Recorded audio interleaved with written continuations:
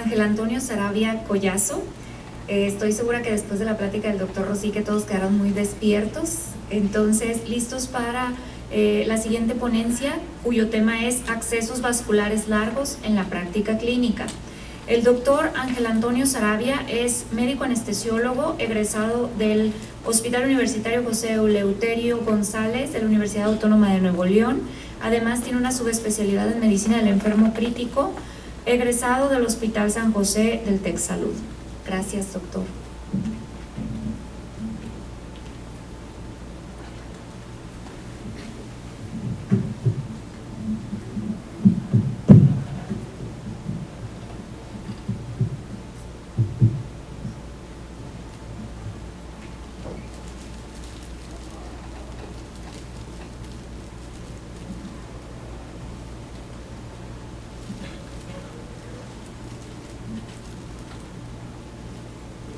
Bueno, hola a todos, gracias por estar aquí presentes. Muy buena plática, la verdad es que no, estoy muy seguro que no voy a llegar a ese nivel de cultura en mi presentación, pero vamos a tratar de aterrizar un poquito de cosas que nos pueden servir en la parte clínica, ¿de acuerdo?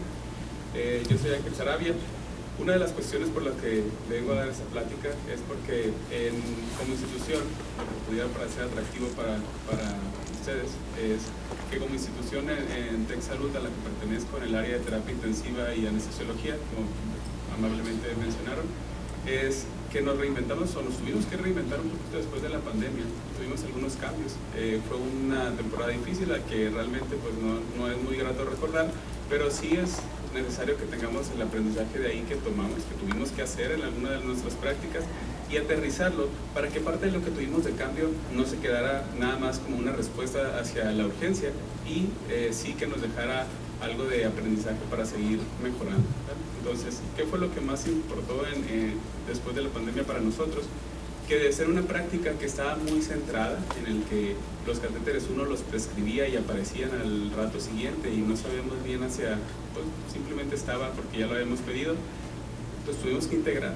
Desapareció para nosotros durante un periodo de la clínica de catéteres, entonces pues había una deficiencia en quién lo podía instalar y empezamos a entrar a la instalación y a los cuidados del mantenimiento y vigilancia, servicios que normalmente no asistíamos en eso, tanto anestesiología como medicina crítica tomó un poquito de batuta en los pacientes críticos y pues parte de ese aprendizaje lo decidimos adoptar para que se quedara, ¿vale? Una vez que lo desarrollamos o que lo adoptamos de otras medidas internacionales, pues seguir el crecimiento para que se quedara en las nuevas generaciones, en los residentes, por todos los programas que se tienen ahí. Y pues otra vez traer la clínica de catéter, esta vez más fuerte, esta vez ya no nada más como un departamento que existe, porque a veces cuando llegamos a instituciones pues simplemente los departamentos están, sino que pues a veces uno tiene que perderlo para extrañarlo, ¿no? Entonces vimos la deficiencia que teníamos en muchos de los cuidados cuando no estaban y pues todavía más deseosos cuando volvieron de podernos integrar para que siguiera creciendo. En TecSalud no solamente se tiene la clínica de catéter como parte de enfermería, sino que también es parte de la vigilancia epidemiológica. Entonces en un trabajo en conjunto pues básicamente nos ayudan a todas las partes desde la colocación hasta el retiro del mismo. Cosas en las que hemos apoyado, el programa de TecSalud desarrolló después se integró una parte de ECMO. Es una población muy especial para el tema de accesos venosos, que también nos ha ayudado mucho a crecer, y pues las certificaciones, no nada más buscar hacerlo mejor, sino pues realmente tratar de lograr que se haga más uniforme nuestra práctica, ¿sale? Entonces, habiendo dado eso, bueno, porque luego se me puede pasar, tanto el equipo de accesos venosos de BD, que está aquí presente en uno de sus stands, puede apoyar para el tema de información, pero como institución, TecSalud tiene algunos programas. Para el tema de enfermería tiene el programa de PATI y el de Tech Network. En caso de que sus instituciones o ustedes mismos pudieran estar interesados, estos últimos programas son para enfermería y hacen pues básicamente intervenciones para que haya colaboración a nivel nacional y que las buenas prácticas de un hospital se puedan reproducir en otro. Básicamente es tratar de enseñar a las demás clínicas y también aprender de ellos de cómo es que responden ante las situaciones en cada hospital, ¿vale? Entonces pues la invitación es hacer red para que todos podamos trabajar de manera más segura. ¿Cuál es el modelo de la salud y preservación vascular? Esta idea se adoptó de la licenciada Nancy Moreau. Ellos formaron en el 94 el grupo de Peak Excellence, lo pueden googlear, y realmente ellos tienen un programa ya en Estados Unidos que busca como meta el buscar la excelencia en todos los procesos de la colocación, mantenimiento y retiro de los catéteres. Y una de las cosas o ideas que más se ha globalizado es esta preservación de la salud vascular. En México lo podríamos traducir todo en lo que es capital venoso. Cuando nosotros nacemos tenemos una serie de vasos con el que crecemos y realmente van creciendo con nosotros durante nuestra edad, pero no se generan tantos nuevos. De hecho, en realidad el generar gran cantidad de vasos normalmente va relacionado a patologías como el tema oncológico. Entonces, el principio de la preservación vascular es que las venas principales que tenemos, pues ya una vez que las tenemos, ya hay que cuidarlas porque pues se nos van, ¿sale? ¿Cómo se puede hacer esto? Por intervenciones. Es cierto que hay personas que nacen ya teniendo una dificultad para accesos venosos, que son pacientes que por escala se podría considerar como la escala de Diva, como pacientes con dificultad. Pero lo que también es cierto, y eso nos responsabiliza a nosotros como la parte médica, es que nosotros podemos generarlos. Pacientes que tienen múltiples accesos que no eran los adecuados, cada vez va a ser más difícil que los podamos accesar. Y seguramente si hacemos memoria, ya nos hemos cruzado con varios de ellos y a veces hasta se les pudiera mentalmente como recriminar, ¿no? Como, ya llegó este paciente que es difícil, pero no es necesariamente que haya nacido así. Entonces tenemos que abrir nuestra conciencia para saber que nosotros tenemos una responsabilidad, ¿sale? El que prescribe los accesos venosos, el que lo instala y el que los mantiene, todos tenemos una responsabilidad con nuestros pacientes. Esa es la parte del modelo. En esta parte pues no busco extenderme mucho porque son libros los que realmente llevan a cabo este análisis de la salud vascular, pero podemos hacer como destacar los principales para que nos lo quedemos como mensaje. ¿Cuál sería la primera parte? El evaluar y seleccionar. El solicitar un catéter ya no debe ser una indicación que nosotros simplemente prescribamos y pues no hagamos una colaboración en saber qué es lo ideal. Hay que buscar cuál es el acceso ideal para nuestro paciente. ¿Y eso a qué va? Eso va en seleccionar el número de frames que podríamos utilizar y el número de lúmenes. Eso es básicamente lo que en esta parte de evaluación inicial va. Considerando la patología, considerando las infusiones que se le van a administrar, los fármacos, en tema de pH, osmolaridad, considerando también la situación, sabiendo si el paciente está estable o está inestable. Entonces todo eso hace que ya la indicación sea personalizada. Y si bien es cierto, porque se aplaude mucho que en México, en institución pública, la enfermería hace una gran labor en tener y levantar clínicas de catéter, la verdad es que no es un trabajo nada más de ellos, porque como en todo, se necesita el ojo clínico del médico para tratar de inferir cómo va a evolucionar nuestro paciente y también para saber en qué condiciones llega y qué es lo que le vamos a hacer. Así como elegimos la cantidad de líquidos que se le va a administrar, así como elegimos el antibiótico ideal para empezar un manejo y las pruebas que tenemos que dar de seguimiento, de la misma forma podemos considerar qué acceso venoso es el ideal para el paciente durante su ingreso y durante su evolución. De la parte de inserción, eso va a variar mucho en relación a quién instale los catéteres que nosotros necesitamos o que el paciente necesita y que nosotros prescribimos. A nivel de TecSalud, inicialmente era un servicio que tenía como la responsabilidad de eso y como bien les mencioné, la pandemia cambió esa estructura y cada vez son más servicios los que se hicieron en conjunto. Por ser un hospital de principio principal como particular, no es una de las funciones de enfermería el realizar el procedimiento, pero sí es parte de los médicos el tener una colaboración muy en conjunto ahora para que no solamente se elija el ideal, sino que se mantenga bien, ¿sale? ¿Y hacia qué va el extender esto? Pues la responsabilidad, por ejemplo, se ha pasado también para que se colabore el equipo de químicos farmacobiólogos, farmacoquímicos, porque pues realmente ellos son los que nos pueden ayudar si tenemos alguna duda en checar osmolaridades, en checar el grado de interacción que tienen nuestros fármacos. Entonces, uno de los procesos que se puede aumentar, por ejemplo, en calidad, es que cuando se hace la indicación del acceso junto con todo el manejo médico de urgencia que tiene uno de los ingresos, es que ellos revisen y vean cuál sería la cantidad de lúmenes mínimos que se pudiera utilizar en ese paciente. Entonces, como ven, es una labor complicada porque entre más cabezas, pues más es complicado que un proceso funcione de manera pacífica, pero pues trabajando en conjunto se ha logrado una buena colaboración. En la parte de inserción, no nada más es un tema de decidir qué dispositivo se hace, sino también ver los procesos adecuados. Vamos desde la parte más básica, el tema de asepsia, antisepsia, que todos lo podemos anotar en una indicación y que seguramente ya lo hemos hecho, pero no nada más escribirlo, ¿no? Sino vivirla realmente, tener el grado de exigencia de que si el hospital en el que estamos no tiene lo que sabemos que necesitamos, pues solicitarlo. Sabemos que las indicaciones del médico pues son un tema que si se documenta pues es un documento legal, ¿no? Entonces nosotros estar ya exigiendo a las instituciones en donde trabajamos lo que se requiere para trabajar bien. En la parte de pues métodos de guiar punta, para tener una buena colocación de catéter, pues hay diferentes herramientas. En ellos se centran en dos.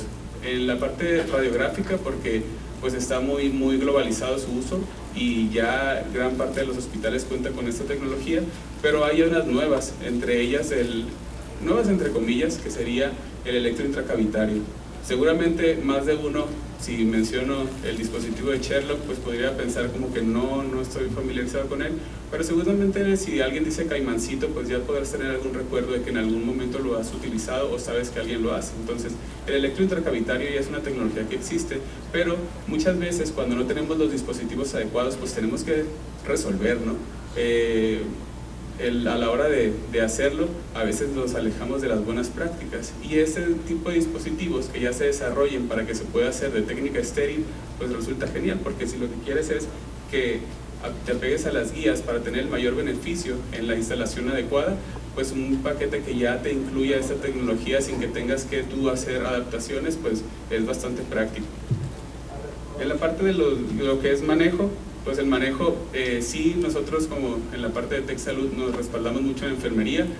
Sería mentir si decimos que el médico convive más con el paciente que el personal de enfermería. Todos sabemos que ellos son los que están más ahí al pendiente, no solamente clínica de catéter, pero ellos se respaldan con la enfermera o el enfermero asignado para el paciente, entonces pueden estar dando el seguimiento. Como son los que administran los medicamentos, también son parte de la formación de ellos, que sepan que después de un medicamento se tiene que hacer una irrigación adecuada, pulsátil, en técnica SAS, para que sepan que debe de haber algo de seguimiento, y que si ven que si algún lumen no pasa de manera adecuada o no tienen retorno por oclusión, que no simplemente se cambien de lumen y digan, bueno, pues no lo voy a anotar para que entregar el turno bien, ¿no? Sino que sepan que es parte de su responsabilidad notificar. Entonces, clínica de catéter nos ha resuelto eso.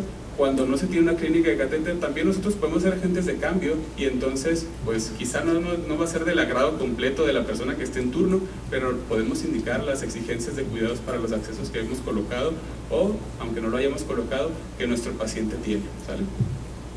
Y en la parte de evaluación, a nadie le gusta que lo evalúen, a mí no me gusta que me evalúen, pero eso es lo que nos hace crecer, ¿sale? Entonces, sí, el tratar de tener en nuestros hospitales, o incluso nosotros mismos, a manera personal, nuestro tema de evaluación. Cuando tenemos acceso, si ustedes prescriben uno, no necesariamente que lo coloquen, por ejemplo, pues preguntarle al paciente cómo se sintió, cómo le fue, si tuvo alguna molestia, si puede hacer. De repente ponemos en las indicaciones movilización libre, pero pues si el paciente no se puede mover porque siente que se le estira todo, pues qué tan libre es ese movimiento que le estamos indicando, ¿no? Entonces, tratar de aterrizar realmente a la persona las indicaciones que estamos haciendo. El hospital debe tener sus propios temas de evaluación, pero la verdad es que es un hecho que ya está bien descrito, en que los marcadores de calidad, pues cada vez que alguien hace un marcador, existe la manera que otra persona le puede sacar la vuelta a ese marcador, ¿no? Entonces, esa parte ya sabemos que es difícil, pero podemos hacer los personales. Nosotros preguntar a las personas a las que le prescribimos o instalamos un catéter, cómo se va sintiendo en toda la evolución. ¿De qué acceso elegir? Esa parte fue un tema central en nuestro hospital. Una de las principales cuestiones que se hablaba era el tema de monitorización. Entonces decía, si yo quiero un monitoreo invasivo, pues no le puedo poner un catéter largo, ¿no? Y entonces empezamos a buscar la evidencia para ver si eso era cierto. Y encontrando esto, pues vimos algunos metaanálisis para corroborar o tratar de comparar la medición de la PVC en diferentes accesos. Y pues la verdad es que los que nos ha tocado el revisarlo o el instalarlo en cualquier punto de nuestra formación, pues podemos constatarnos que pues son preguntas de examen, ¿no? Al final de cuentas, la PVC o el catéter que te mida la PVC no va a depender de dónde entra en la piel, va a depender de que llegue realmente cercano a la aurícula para que pueda darte una medición. Entonces, realmente, esa es la parte prioritaria, de tal forma que un central de inserción central o un central de inserción periférica, como sería un PIC, pues es igual de válido para la medición siempre y cuando la punta esté en el lugar adecuado. Entonces, no era una de las formas por las que teníamos que cambiar este tema de cuál elegir uno sobre otro. En la parte de infecciones, también ha sido uno de los puntos. Realmente, en parte de infecciones sí es una cuestión que se revisa mucho en el hospital y es un tema que va cambiando mucho. La verdad es que no pienso, sería pues realmente no adecuado por parte mía en este momento decirles que esa parte está resuelta. Lo que sí es verdad es que mucha de la información que se tiene que adaptar a la generación en la que se hacen los estudios. ¿Por qué? El tema de catéteres PIC no es un tema nuevo. Seguramente ya a los que les tocó como que sus auges, así como en todo en la medicina, pues resulta cíclico. Algo se descubre, algo se utiliza, luego lo quieres utilizar para resolver todo y luego empiezas a ver las complicaciones y empiezas a limitarlo. Esa parte es real para fármacos, es real para técnicas, para guías, para metas de manejo, y en los PICs no ha sido diferente. Hubo un auge ya para el tema de los 70, 60 que se empezó a la colocación y después tuvo un declive justamente por infecciones y trombosis. Entonces, hacer una revisión con nuestro departamento, nosotros mismos, con artículos de los 70, pues no tendría mucho sentido para el tema de actualidad. ¿Y por qué? Porque vemos que en realidad ese boom de 15 años para acá ha cambiado de nuevo esa tendencia y los números no son los mismos que se tenían antes. ¿Hacia qué va?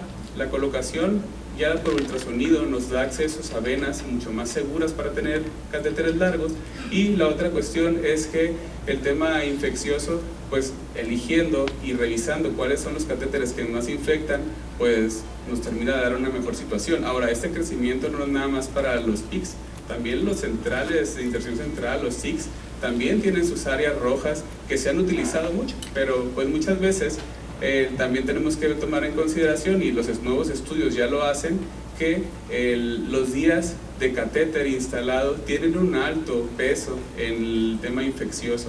Muchas veces por tema de normativa el central se retira cada 30 días y no necesariamente, o no por normativa no es necesario cultivarlo, y eso sí nos hace que sea un poquito dispar la manera de revisar un artículo de infección, ¿sale?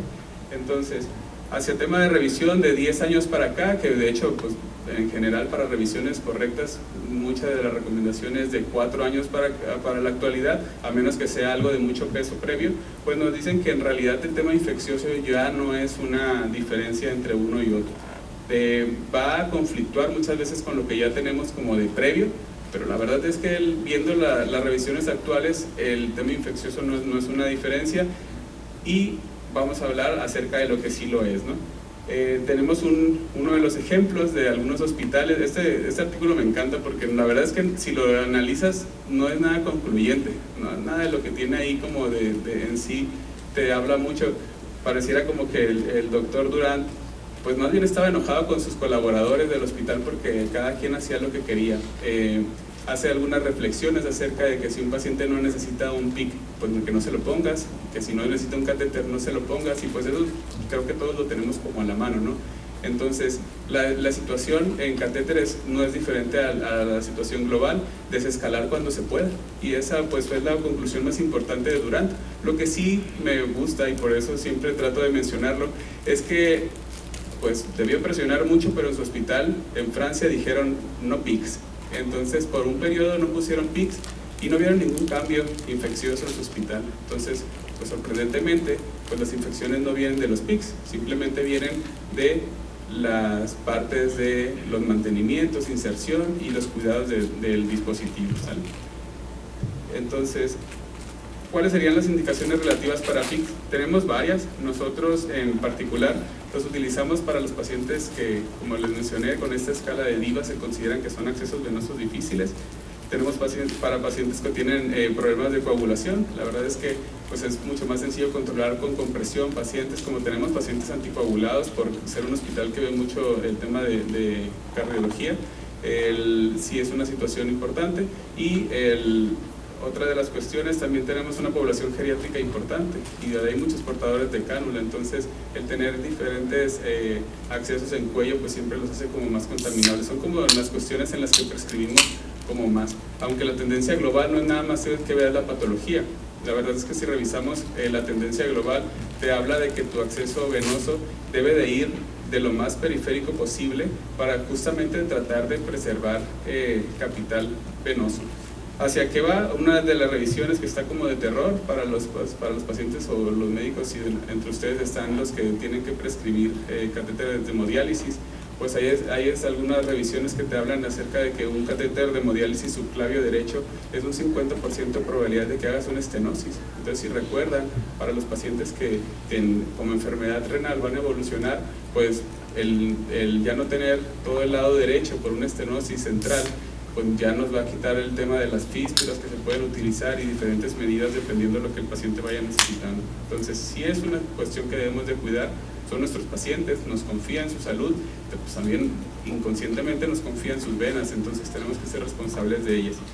Y contraindicaciones, pues en realidad las contraindicaciones no son diferentes de las que serían de las de un central, básicamente. Revisar que las venas sean de un diámetro adecuado, revisar que no haya tema de estenosis, que no haya coágulos, revisar que no en la superficie de la piel, el sitio en donde vamos a funcionar, no esté quemado, no haya una lesión importante, por ejemplo, o que de datos de infección. Hay herramientas que lo hacen. Ese es uno de los primeros intentos de herramienta para la preservación de las venas, es de Nancy Moreau, lo pueden ver ella lo publicó, entonces es de libre acceso, pero es complejo, porque de repente clasificar de que le pongo un catéter a alguien, si es pancreatitis severa, si es leve, o si no sé cómo ponerlo en esta patología y cambiar el acceso, pues son un mundo de posibilidades. Básicamente, pues un Harrison, cada capítulo tendrías que poner qué catéter sugeriría, pues se vuelve como difícil, ¿no? Entonces hay otras formas de verlo. Técnica de PIC y SIC, las dos han tenido cambios y esa es una de las cuestiones que tratamos de mantener muy fresco a nivel de TechSalud con todos los colaboradores y residentes que se forman. ¿Por qué? Porque no es tanto ahorita el dispositivo que vayas a elegir. Inicialmente, pues sí, claro, hay que revisar cuál tienes de posibilidad en tema de venas, pero también es que lo pongas bien. Entonces ahí es donde hemos hecho mucho énfasis y eso nos llenó de orgullos a varias de las personas que estuvimos tratando de impulsar esta parte. De febrero para acá ya es un tema de que no se puede poner un catéter sin el ultrasonido. Hubo un poquito de resistencia. Yo entiendo que no todos los hospitales puede ser aterrizable, porque si no tienes un ultrasonido disponible, pues ¿cómo pones una política así? Pero nosotros, afortunadamente en el hospital ya se tienen las áreas de urgencia, en quirófano, en hemodinamia, en terapia intensiva y en urgencias, ya se tiene disponible 24/7, entonces se hizo esta política para tratar de limitar complicaciones. Está bien descrito que te ahorra el 75% de las complicaciones en tema de colocación, entonces pues por tema de seguridad ya se volvió una política interna. ¿Hacia qué va esta descripción? En la imagen de la derecha, de su izquierda, podemos ver por qué el ultrasonido es operador dependiente. Aquí vemos que lo que es arteria y vena se puede ir una sobre otra dependiendo de la angulación que tengamos nosotros en ese ultrasonido. Entonces lo estamos viendo con el cuello del paciente central, por ejemplo, para abordar el cuello, que es este estudio en el que se realiza, si la cabeza está de frente o si pedimos que lateralice, eso cambia la anatomía, claro, pero si aparte nosotros con el ultrasonido estamos angulando, entonces la relación de arteria-vena va a ir variando. ¿Hacia qué va esta parte? Pues revisando en números encontramos, y tiene mucho sentido si lo pensamos, que la situación más segura es que la vena esté por un lado de la arteria. ¿Por qué? Porque aunque hagamos una punción más profunda, pues simplemente lastimaríamos tejido, que nunca está bien, pero no lastimarías alguna otra estructura. Ahora, si está la vena por arriba de la arteria, en caso de que hagas una punción pasada, la tendrías teniendo una lesión arterial. Entonces el estar anterior es como que lo menos deseado, ¿Y qué es lo que pasa? Pues que realmente lateral son el 3 al 3.33%. Afortunadamente un tercio de los pacientes más o menos tienen como que anterolateral, pero en sí la posición más segura no es lo más común. ¿Okay? En la parte de mejorías para protocolos de centrales tenemos el protocolo de SIC. Si les llama la atención lo pueden revisar también. Son 7 estrategias que te hacen el colocar a tu central de manera más segura. La parte inicial, pues esos son los protocolos de RACEBA. Este protocolo de RACEBA no es nuevo, ahí viene la fecha desde el 2009, ya lo empezaban a describir. ¿Y qué va? Es más fácil en una imagen aprenderlo.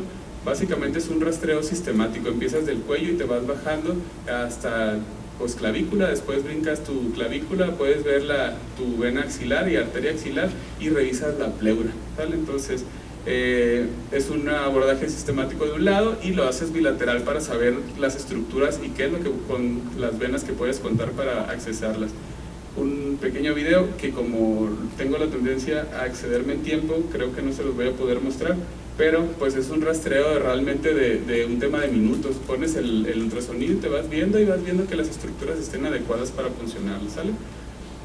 Esta es una de las cuestiones, sus centrales, si ustedes los instalan, pues ya sabemos en dónde no está recomendado instalarlos, que la verdad es que por porcentaje es uno de los mayores lugares en donde se presentan de urgencia. Y ¿cuál es el ideal? Pues de repente el que menos, ¿sale? Es que es más cercano al tórax. ¿Por qué?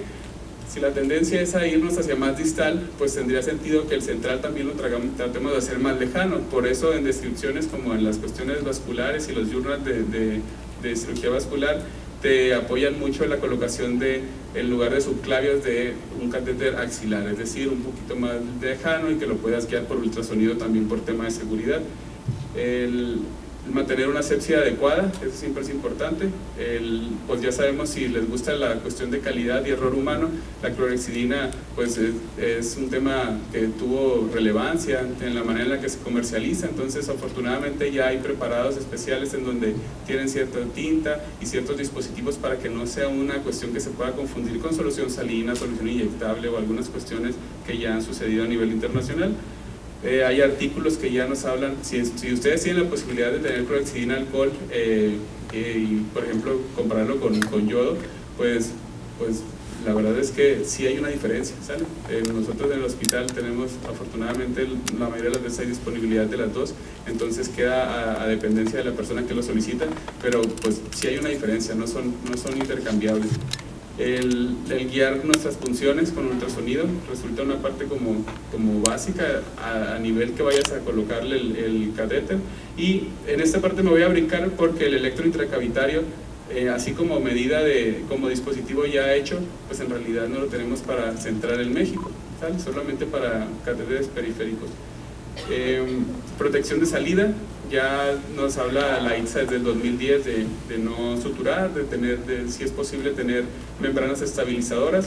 Si sus hospitales ya tienen algún tema de membranas, en México está disponible la Statlock que te ayuda, pues es compatible básicamente con cualquier acceso. Entonces si tienen la posibilidad de no suturar, seguramente el paciente no solamente lo va a agradecer porque va a ser menos molesto en movilizarse, sino que también desde el punto de vista hematoinfeccioso es una recomendación internacional. Y pues después de eso, cubrir los sitios. El tema de medicado o no medicado es muchas veces en relación a existencias, pero si lo tienen disponible también es una recomendación. Entonces, ¿por dónde y por qué? Pues ya no es una cuestión de donde caiga, ¿no? En donde se vea, es una cuestión que sí tenemos que revisar.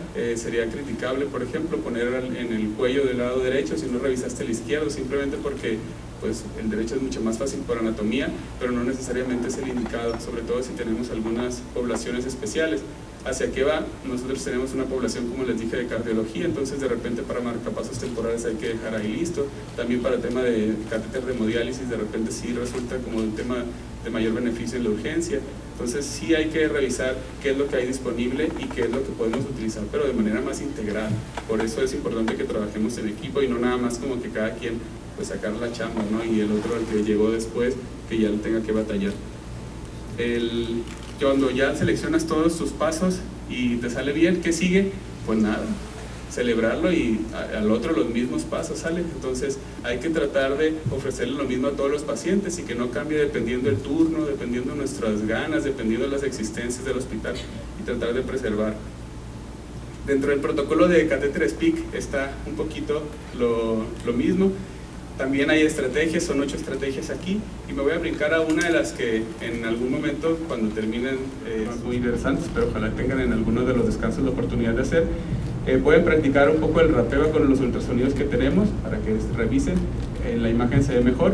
No solamente es revisar lo que es el cuello, sino también el brazo. Entonces, si tú revisas toda la extensión de tu paciente, haces un mapeo mental y ya lo puedes recordar. Incluso nosotros, que por ejemplo en terapia intensiva sí lo tenemos como registro, pues lo anotamos y nos lo compartimos. ¿Por qué? Porque hay cosas que no se pueden identificar siempre con un ultrasonido, como el tema de estenosis, si está muy central, y eso, pues de repente que te pase a ti y no puedas pasar un catéter, dices, oye, bueno, pero luego que no lo describas y que le pase a otro y a otro y a otro, pues al final de cuentas somos un equipo, ¿no? Entonces documentarlo con el equipo que trabajamos es igual de importante. Eso aplica para los pacientes DIVA. No se trata de que cada vez que un paciente se ingrese corrobores que es paciente de acceso difícil. Pues imagínense qué trauma, ¿no? Hay pacientes que ya llegan y ya desde que llegan ya clínica de catéter los tiene identificados, y entonces hablan con su médico para ver por qué lo está ingresando, pues para saber qué se les va a ofrecer, ¿ok? La parte de asepsia es lo mismo, fluoxetina, alcohol. Y dentro del sitio ideal, uno de los ultrasonidos, esto lo puedes hacer con mediciones y uno saca su calculadora, si no lo tienes disponible, yo lo he hecho, pero pues si hay tecnología que te lo facilita mejor.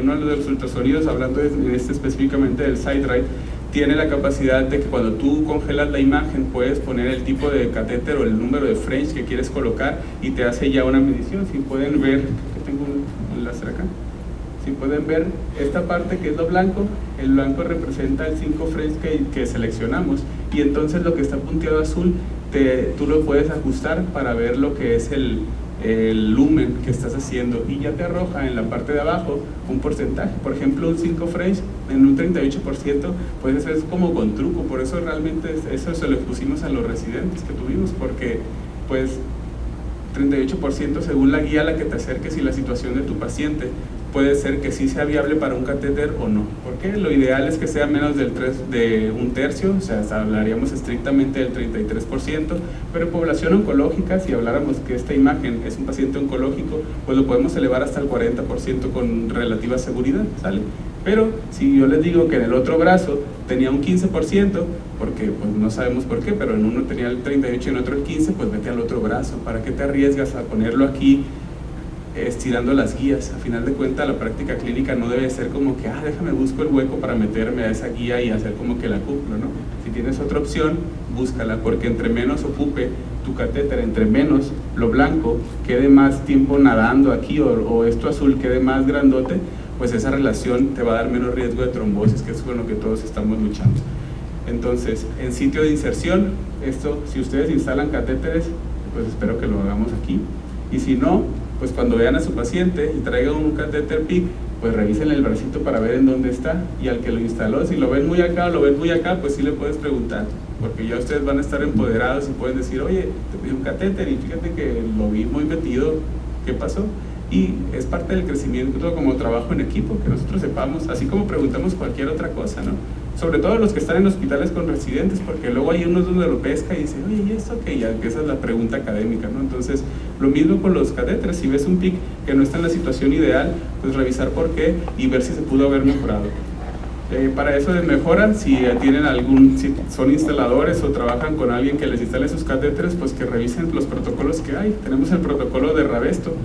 El protocolo de Rabesto te habla para que la inserción de la piel sea diferente al de la vena propiamente, y entonces si tú tienes si aquí tienes un porcentaje de ocupación más alto que acá, y son pocos centímetros, lo que puedes hacer es, con el protocolo de Rabesto y una punción pues larga en el eje longitudinal, entras aquí en la piel y te vas por subcutáneo hasta el sitio de inserción acá. Entonces te estás alejando de un sitio de infección.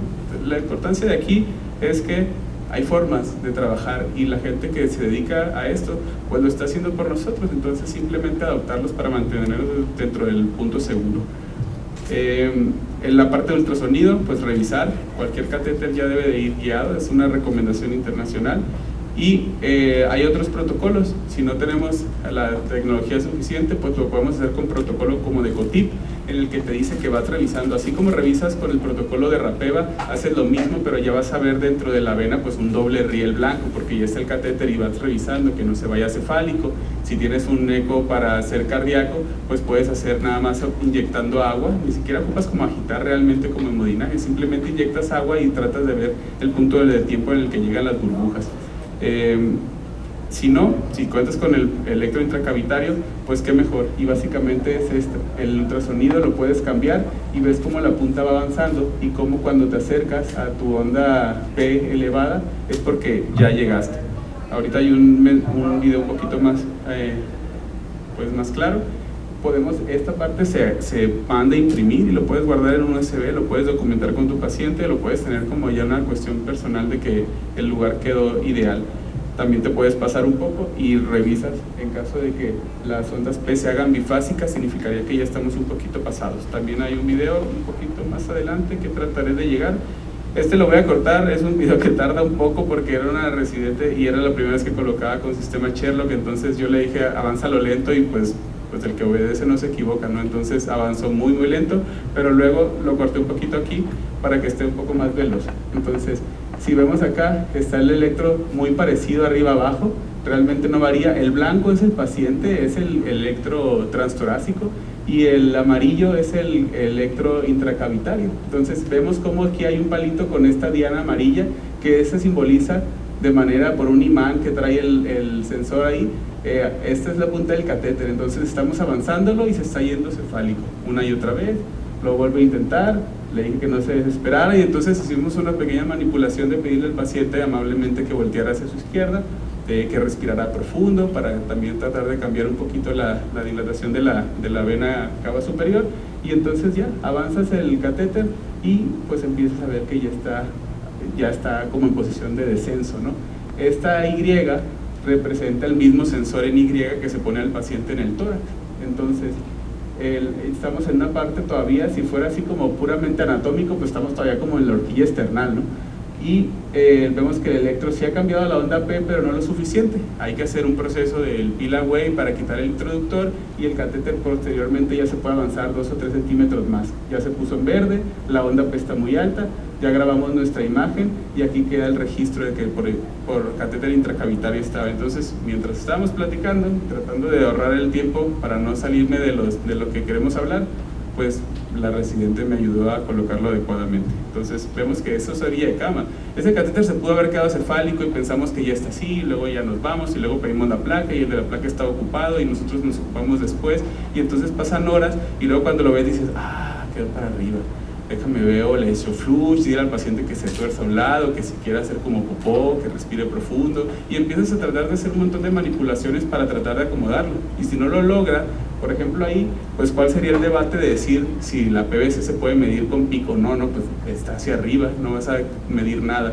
Entonces eso se puede corregir.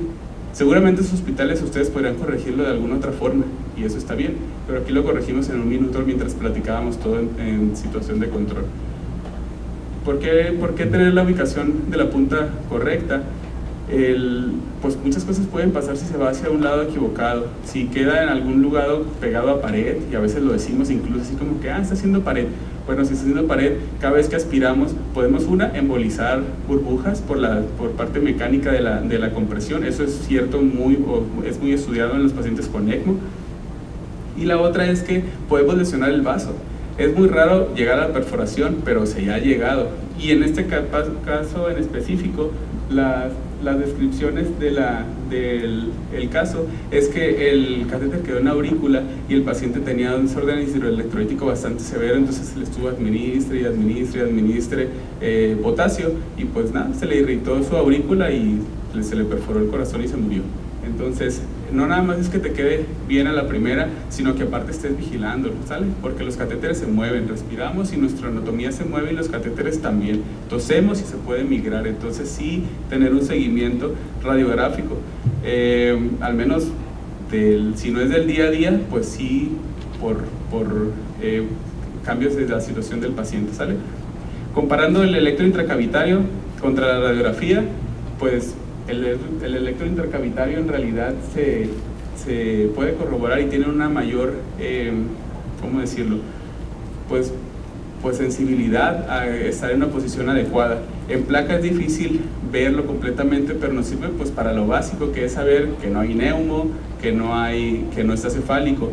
Pero si lo comparamos contra TAC, pues encontramos que en las poblaciones que se han estudiado, por ejemplo aquí tenemos el grupo de electro intracavitario y el del TAC, y vemos que el 96% se colocó bien en la primera, y de los del TAC de 218 se colocó solamente 201, o sea el 92. No pareciera un punto importante, pero sí es una parte relevante, considerando que no a todos los pacientes que le hacemos una colocación de catéter los llevamos a TAC para corroborarlo. Sería costoso, sería muy radiactivo y seguramente colapsaría cualquiera de nuestros hospitales, porque ya hay fila de TACs para otras cosas, ¿no? Entonces, contra TAC es viable. Y contra fluoroscopía, pues la fluoroscopía en hemodinamia o en arco en C es mucho más costosa. Seguramente si la tiene el hospital está usando para algo que sea más redituable que un catéter.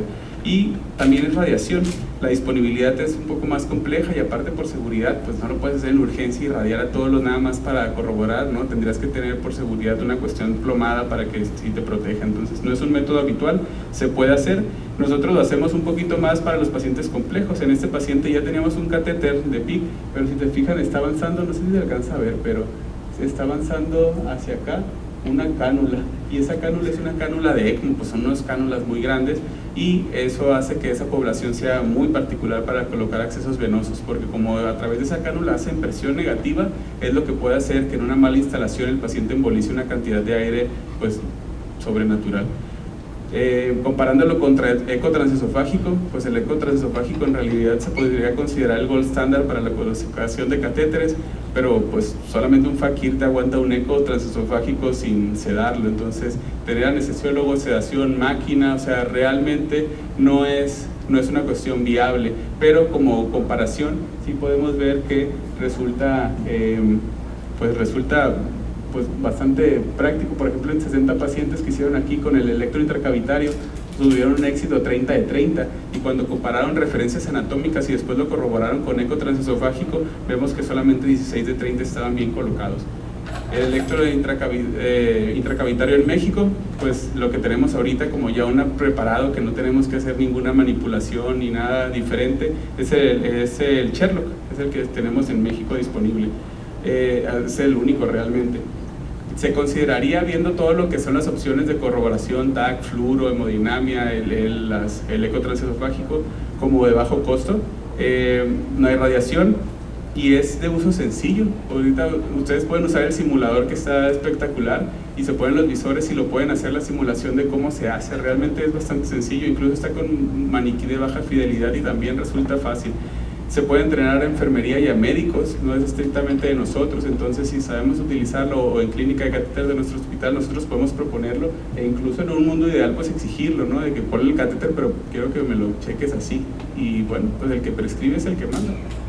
La hora de cómo ponerlo acá, aquí está el video, eso es una simulación, pero es lo mismo. Al principio entra aquí y hay dos cuestiones que revisas en el electro intracavitario. Uno es propiamente el electro, que esa es parte del Sherlock, pero funciona con otra parte, que es lo que es una punta imantada que tiene, que aunque este electro no esté disponible, podemos ver el avance del catéter aquí. ¿En qué poblaciones esto es pues muy útil? En una FA. Si el paciente tiene FA, pues no tiene una banda EP que le vaya a crecer, entonces el electro de arriba se va a quedar siempre igual al de abajo, porque no va a haber una onda P que pueda censar. Pero sí podemos revisar, si ponemos bien el sensor en el pecho, podemos revisar por pura localización de punta que avance.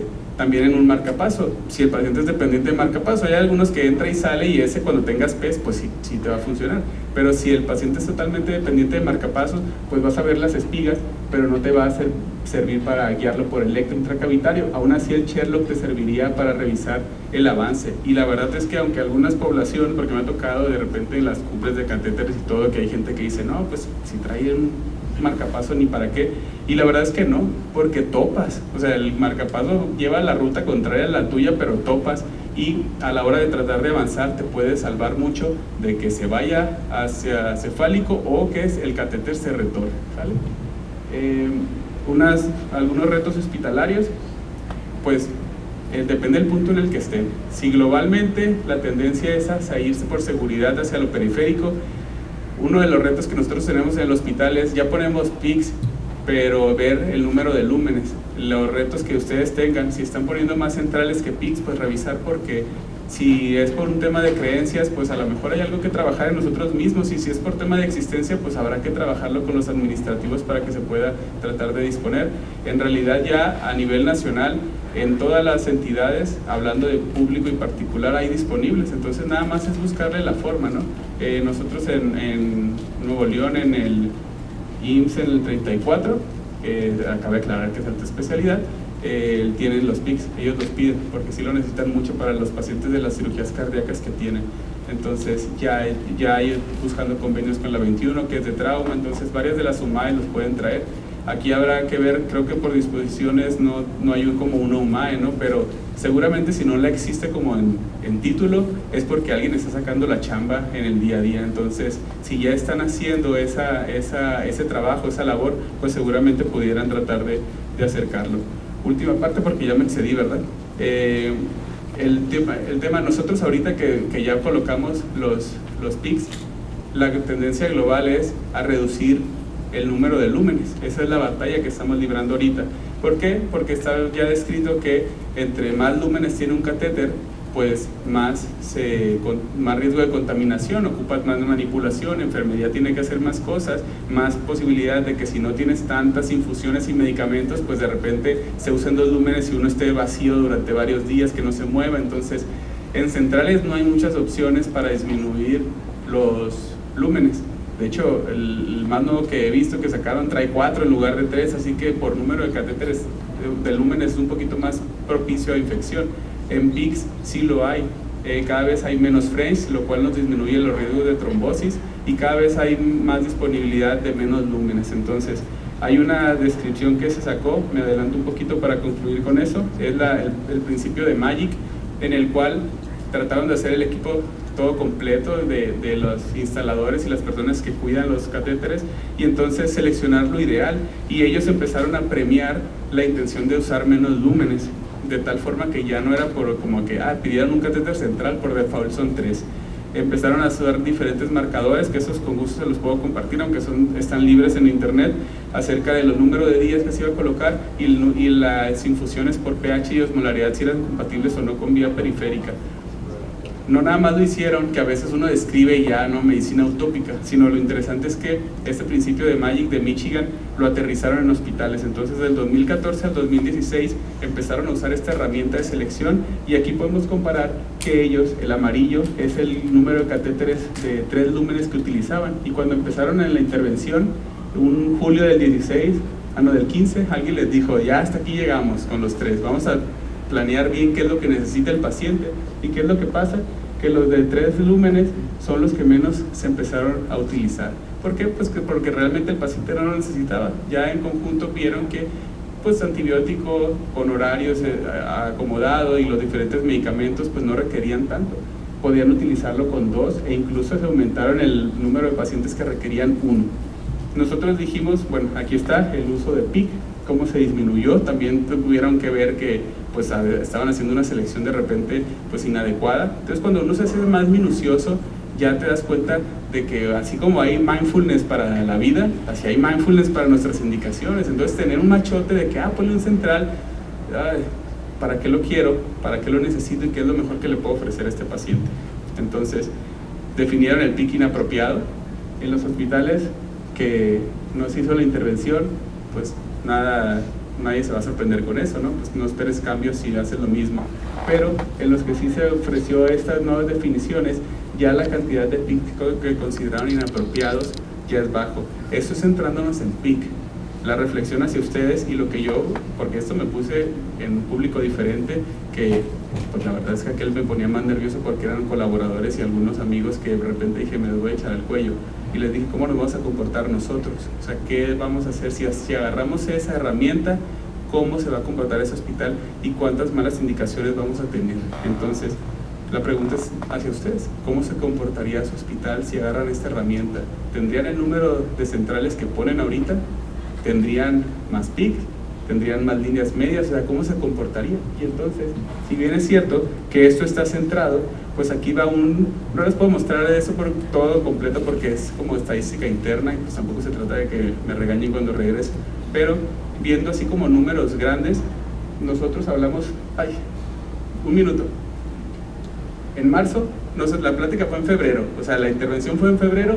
En marzo ya empezaron a aparecer los catéteres de 2 lúmenes, el 6% apareció, y en mayo ya llevamos un 14% de los catéteres. En el acumulado significa que más o menos una quinta parte de los catéteres que ahorita hemos cambiado no tenían una justificación, y eso porque pues es un hospital que todavía pesan muchos, ¿no? Como en todos. Entonces de repente hay algunos médicos que me toca acercarme con mis colegas y dicen de que, ¿sabes qué? Está bueno, pero yo siento que se va a complicar, entonces le voy a poner el que yo quiero, ponle 3. Bueno, pues tampoco se trata de pelear, pero lo que sí es que si tú ya tienes un marcador de PIC inapropiado, pues es más fácil que en la junta mensual le diga, oye, eso es que me dijiste que tú sentías que se iban a complicar, como que el sentido arácnido no está jalando tanto porque no se te complicaron. Entonces ya hay una manera en la que tú puedes regresar con un PIC inapropiado ese tema de sensibilidad de nuestra experiencia clínica, que sabemos que el ojo clínico es importante, ¿no? Por eso pues de repente somos los que menos la inteligencia artificial nos va a rebasar de primera instancia, pero también falla. Entonces sí, el poder tener una retroalimentación. Y pues creo que ya con eso sería como todo.